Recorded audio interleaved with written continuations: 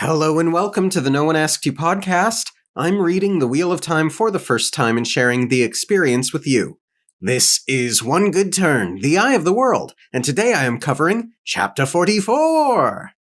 Well, this was a bit of an oppressive chapter, I think. They've entered into a very dangerous place. I have a couple of interesting insights, I think, to make as we go through the events. But there is an interesting thing. I think I had intended to bring it up last episode, but didn't. A large portion of this book was chase scenes. So as I was going through, I think the last chapter and this chapter, as we knew more or less the plan to go this way, I found myself hoping that we don't find ourselves in another chase scene. Like, I feel like that kind of thing should be done now, and we can focus on other forms of telling the story. And so far, there is no chase scene, and for that, I am glad. I'm sincerely hoping that the group does not find itself scattered again. All the time we spent with everyone trying to get back together, it just does not seem right to me that they would then so quickly be separated again. And again, they haven't yet. So I'm curious, from the mindset of these things shouldn't happen, I find myself wondering what exactly will happen. Because something will happen, I have no doubt. They can't just make it through this dark, oppressive place without any sort of conflict. Otherwise, Jordan would just say, and they made it through the ways and then they exited in the waste. There wouldn't be at least 2 chapters devoted to it. I'm assuming the next chapter takes place in the ways. Seems like a logical assumption. I guess I should read on. So, let's go through this chapter then. The group makes their way out to the stables. The cook is surprised at the fact that people are leaving so early. But they step outside and it is pitch black. And having just gone through the chapter, I can appreciate how they think, oh yeah, this is pitch black. And then they're about to go to a place that is true pitch blackness. There's almost a bit of humor here, going through it a second time. But also a part of me is thinking, this is a city. Would it really be pitch blackness? And does no one have a light on in the middle of the night? Is no one afraid of the dark in a world where the dark one is super real? No, it's fine. This is not a real complaint I am making, I promise. Just something that I thought in humor. Loyal says, I don't see why we can't have just one light. We don't go running about in the dark in the steading. I'm an ogier, not a cat. And my first read through, I'm like, man, I'm not saying you begged to join them, but you really wanted to go with. Did you not know the kind of dangers it would entail? But then I think that's a bit too hard. Sorry, Loyal. But the thing is, the further I get in the chapter, leading up to them getting in the ways, they're all muttering complaints. It's kind of strange. They make it into the stables. Egwin goes straight to Bella, and I am surprised that there's no prose regarding Rand and Bella, at least none that I noticed. I guess it's possible I might have missed something, but one would have thought, like, he even spares a thought for Cloud, thinking, thank the light I don't have to deal with Cloud's temperament. But there's no thought for Bella, I'm so glad you're okay. Pat, pat, pat. Disappointed, Rand. Matt goes over to Rand and says, Perrin's making me nervous. Well, he's acting strange. Don't you see it too? I swear, it's not my imagination, or... Rand nodded, and then he thinks, not the dagger taking hold of him again, thank the light. He is Matt, but just be easy. Moraine knows about whatever it is. Perrin's fine. And I appreciate this psychological tick. Not a psychological tick, but something close to it. About how he's checking himself, like, am I crazy? Or is this the dagger? Kind of a thing. I do sincerely appreciate that. And I'm glad that Rand finally had someone to talk to about it, even though not much was said, because I'm worried about Perrin, and Perrin has not yet opened up to either of them, not that they need to, and it certainly isn't Egwene's place to say anything. I would be very disappointed with Egwene if she did. But I also think that Perrin has some stuff to figure out on the matter. But I really am worried more about the depression, some of the things he's said. The coast is clear, and so they open up a secret passageway. It's a narrow run between buildings. They kind of have to go one at a time, but it should be unwatched. There are a bunch of white cloaks watching the front. As they begin to part ways with Gil, Moraine says, "Remember, good innkeeper, if you fear any trouble from this, write to Shariam Sadai of the Blue Aja in Tar Valon, and she will help. I fear my sisters and I have a good deal to put right already for those who have helped me." I do notice this thing, this interesting, subtle thing that Jordan does in his writings, and it's that he keeps certain things a mystery, and then he reveals it, and then suddenly it becomes much more common in discussion. I think he did it with ways in which the wheel works, and he's doing it here with the Blue Aja. We only just heard it for the first time recently, and now it's coming up again, and I'm sure more. I like it. Master Gil says that having gotten rid of the rats is the only thing he could want. And he's a queen man, and the queen holds with the Aes Sedai, so light illumine them, which is sweet. And I'm also thinking, yeah, but that'll run out eventually, I'm sure, unfortunately. So said Moraine, didn't she? Also, during these goodbyes, I'm kind of hoping for an interaction between Rand and Gil. Some sort of heartfelt thing about Tom. I know what I saw, but if he shows up, thank him for everything. I don't know. Some sort of stupid, sweet thing. But we don't get that. And so they hurry on out. It's emphasized how funny, not in a ha-ha way, although I guess it could be in a ha-ha way, how strange Loyal looks on a horse because he's so darn big. Loyal pauses with his head cocked as if feeling a breeze on his cheek, says, "This way," and turns down a narrow alley as he starts leading them to the ways and the way gate. It's very dark. Very few people are out, and those who aren't even really paying attention. They're either, half asleep or watching the ground. Loyal chooses another direction, and we get the prose. He seemed to know exactly where he was going now, as if the route he needed to follow was becoming clearer. Rand did not understand how the Ogier could find the Waygate, and Loyal had not been able to explain very well. He just knew. He said he could feel it. Loyal claimed it was like trying to explain how to breathe. That's an interesting passage for me because we know that Ogier pre-existed the Waygate and the Ways. It makes me wonder if the Aes Sedai, though they were tainted, made some sort of connection between the Ogier and the Ways and Waygates. But I feel like that would be tainted too. It made me wonder about the inherent magical nature of the Ogier, or perhaps it just has to do with they're the ones that planted these Waygates in the first place, so possibly that's the source of an inherent magical thing. My mind wandered. Rand looks back at the Queen's blessing, and eventually it falls out of sight, and everyone seems to have a sigh of relief. They're following Loyal, who is taking the most direct path he can find. The darkness is beginning to lessen. It is becoming a dark gray, that sort of desaturated morning light.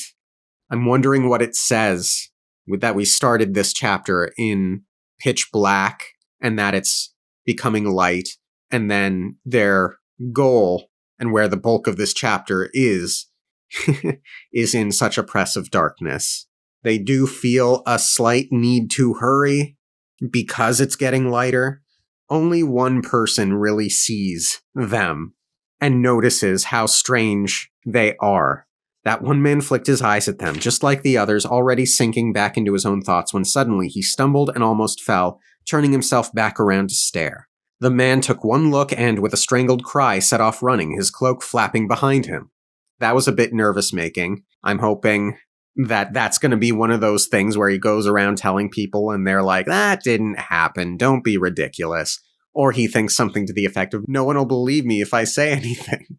There was concern that they would be caught, but not real concern. From me. Eventually they get there. There, Loyal announced at last. It is under there. It was a shop he pointed to, still closed for the night. The tables out front were bare, the awnings over them rolled up tight, the door stoutly shuttered. The windows above where the shopkeeper lived were still dark. I find it so curious that it would just be under some random shop. I mean, I think of something like the location that we believe is Troy, where cities are built on top of cities. So I guess it's like not impossible that people could accidentally build or unknowingly build on top of something so ancient. Not that this is particularly ancient. I mean, I'm sure it is, but that's beside the point. I'm more focused on but it's just a random shop. And maybe that's for the best. A part of me is curious why the castle wasn't built over it. I don't think that's a big deal. Probably not spatially necessary. But these are things that swirl in my mind. Loyal offers to break the lock, but it would make some noise, and Moraine casts a small light spell so that she can see, and then taps the lock and it unlocks. Very neat. Taps it with her staff, I mean. And they start heading down into the cellar. Breaking and entering. Also, they all have poles with lanterns. I feel as if I have a fairly vivid image of how they all look with their horses and the poles and the pack horse and everything, for whatever that's worth. I wish I could explain the image or do something more than just say, I have an image in my mind, but I do. The shape of it. By this point, I haven't called out the specific examples, but by this point, I believe Nynaeve and Matt have been caught grumbling. So like I said, it's not just Loyal. The cellar was as long and as wide as the building above, much of the space taken up by brick columns flaring up from narrow bases to 5 times as big at the ceiling. There are many arches, and Loyal gets in and he gets angry. Matt says, blood and ashes, why would they build one of these gates in a place like this? It was not always like this. And his voice is rumbling. I'm like, oh shit, he's gonna get them caught. Oh no. He goes on, not always. No. The Ogier was angry, Rand realized with a shock.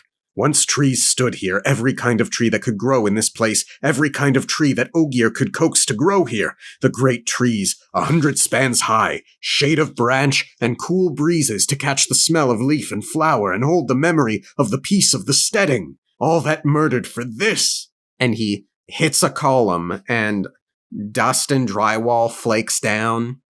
I feel bad for him. This man of nature, this druid.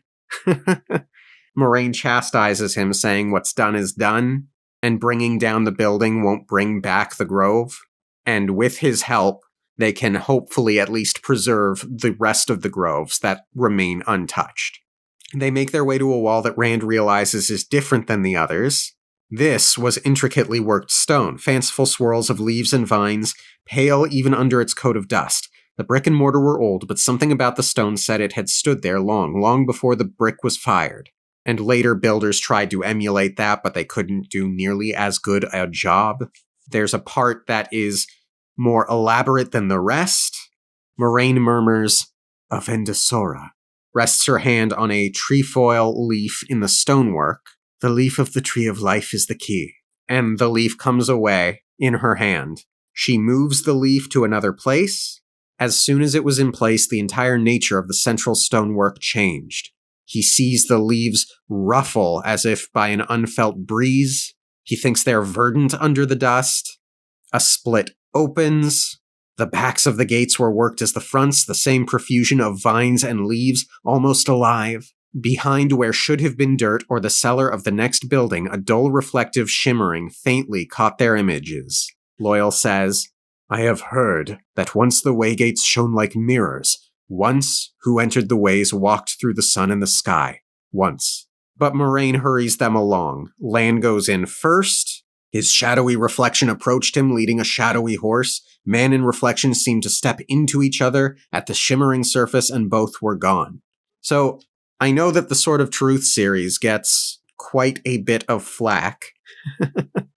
I won't get too much into it. I know that the Sisters of the Light in that series are commonly criticized as being lifted versions of the Aes Sedai.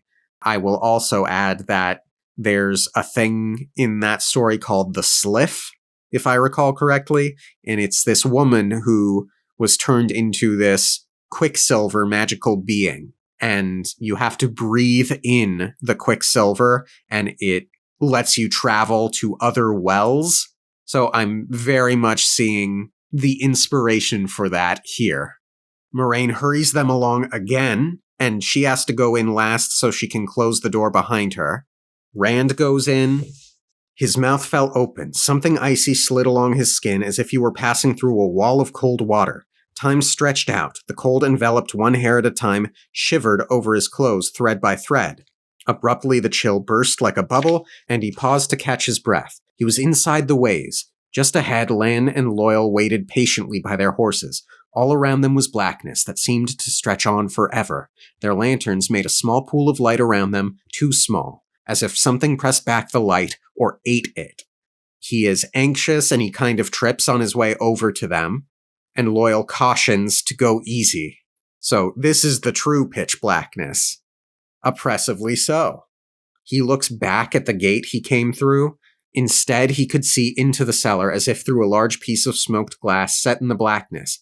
Disturbingly, the darkness around the window into the cellar gave a sense of depth, as though the opening stood alone, with nothing around or behind it but the dark. He mentions this to Loyal, who responds, "You could walk all the way around it, and you would not see a thing from the other side. I would not advise it, though. The books aren't very clear about what lies behind the waygates. I think you could become lost there, and never find your way out." So, I'm wondering if that's a premonition. Not a literal premonition, but, an indication of what might actually happen before they find some way back together to get out. Someone's going to go missing, and they'll have to find him again, maybe. Something's going to go wrong. I just know it. As Rand is looking around, Loyal explains, "The wheel turns faster in the ways," Loyal explained. He looked at the darkness surrounding them, and his head sunk in between his shoulders. "None alive know more than fragments. I fear what I don't know about the ways, Rand." So, Loyal is afraid, and what has him afraid has me afraid. But wouldn't the wheel turn slower in the ways? Because they can travel great distances in short spans of time? Am I doing a dumb here? Does it matter? No. Lan comes in with a surprising bit of optimism. "The Dark One cannot be defeated without chancing risks, but we are alive at this moment, and before us is the hope of remaining alive. Do not surrender before you are beaten, Ogier." "You would not speak so confidently if you had ever been in the ways." He stared at the blackness as if he saw things there. "I never have before either, but I've seen Ogier who have been through a waygate and come out again. You would not speak so if you had." And that confused me, because I thought it was forbidden to use the waygates since long, long ago. Yes, I know Ogier are old, but I thought it had been, genuinely that long, that how would one so young as he have met one? Anyone. Mat steps through, Perrin, Egwene, and Knave, and each lantern enlarged the pool of light, but not as much as it should have. It was as if the dark became denser the more light there was, thickening as it fought against being diminished. Rand does not want to... Is personify the right word? The darkness. He does not want to attribute to the darkness any sort of rational thought or desire, which I think is probably a good idea. And then Moraine finally steps through and closes the gate. Blackness surrounds them entirely. Again, I visualize it in my mind fairly clearly. The shape of the horses with the poles, with the lanterns, the globe of light with the darkness pushing in against it. They're all huddled very close together. Rand is between Perrin and Egwene, and none of them really want to not be as such. Even the horses are kind of huddled or wanting to be huddled together. This seems as if it is a place completely void of life. Haha, void. We'll get to that comment later. And if they can huddle close together, in the light, be with life, well, that's where my mind goes. Moraine and Lan are the only ones who don't outwardly appear concerned, and Loyal starts guiding them. They go to the first guiding, and he says a couple of times something to the effect of, "We don't want to be here a minute longer than need be." Rand is very nervous. He keeps grabbing his sword. It was not that he thought there was anything out there against which he could use the sword to defend himself. It did not seem as if there was anywhere for something to be. The bubble of light around them could as well have been a cave surrounded by stone, completely surrounded with no way out. The horses might have been walking a treadmill for the change around them. He gripped the hilt as if the pressure of the hand could press away the stone he felt weighing down on him. Everything is so oppressive. It's tremendously emphasized. Oppressive, oppressive, oppressive. Touching the sword, he could remember Tam's teaching for a little while he could find the calm of the void, but the weight always returned, compressing the void until it was only a cavern inside his mind, and he had to start over again, touching Tam's sword to remember. So, I know I said the word void earlier, but when I was reading through this the first time, that word didn't come to my mind, but here it is called out. They are kind of literally in a void. At that moment, they are the light in the void. This party, this bubble of light. It's an interesting thought that Rand doesn't seem to have the comparison of him and his description of the void in the past, utter darkness and a single flame, to the external physical situation that they are currently in. They make it to the guiding, which is, I guess, this pillar with Ogier script, but it's broken. They can barely read it, but Loyal seems to get what he needs to for the time being.